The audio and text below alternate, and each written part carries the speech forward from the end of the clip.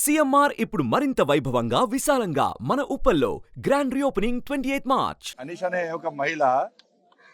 చిన్న బాబు ఆమెకు 1.5 year బాబు 1 year బాబు 1 year బాబు ఆమెకు ఆరోగ్యం బాగుండదు అన్న ప్లీజ్ అన్న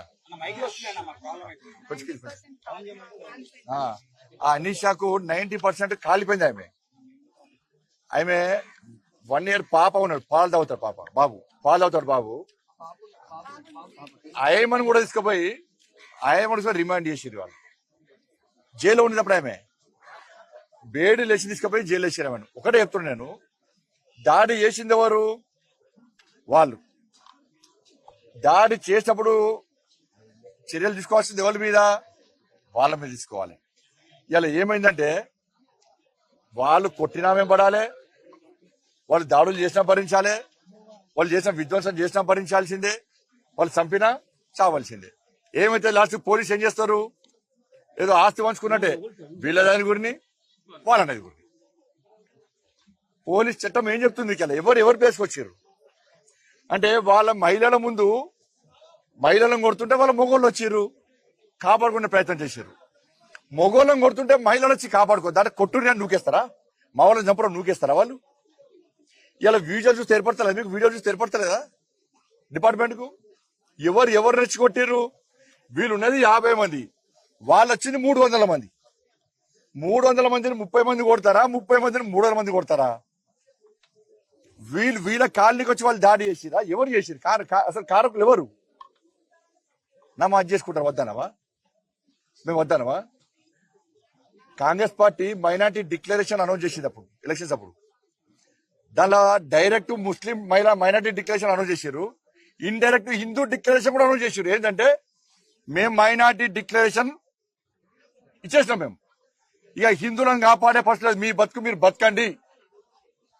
మేము మైనార్టీలో కొమ్ము కాస్తామని చెప్పి కాంగ్రెస్ పార్టీ మైనార్టీ డిక్లరేషన్ చేసింది మీరు వాళ్ళ కొమ్ము కాస్తున్నారు లక్షలు కల్పిస్తున్నారు ఇవాళ మా వాళ్ళని తీసుకుపోయి నాన్ అవైలబుల్ కేసులు పెట్టి 307 కేసులు పెట్టి లోపడేస్తే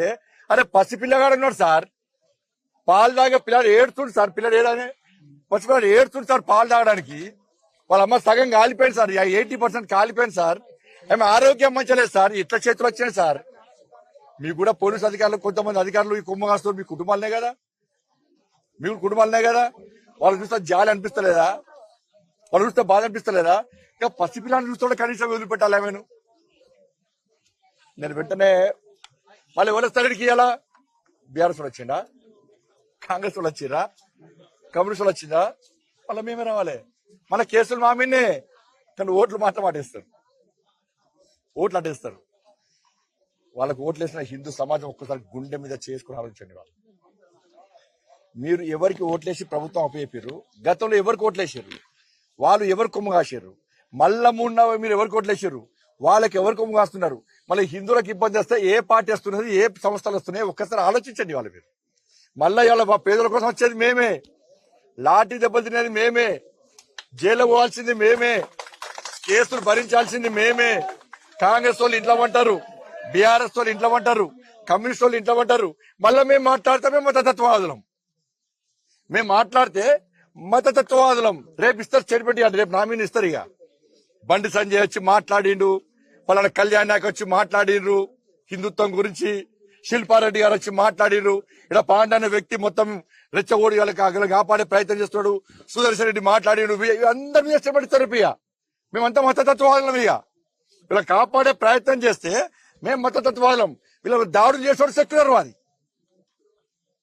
వీళ్ళకి కొట్టిన పోలీస్ అధికారులు సెక్యులర్ కాపాడడం కోసం కొట్టిన వీళ్ళను ఇదే నా చట్టం చెప్తున్నది నగ్నంగా బతుకమ్మ ఆడించినటువంటి సందర్భాన్ని చూడలే మేము కానీ జై శ్రీరామ్ అని చెప్పి రాముని పాటలు పెట్టుకుని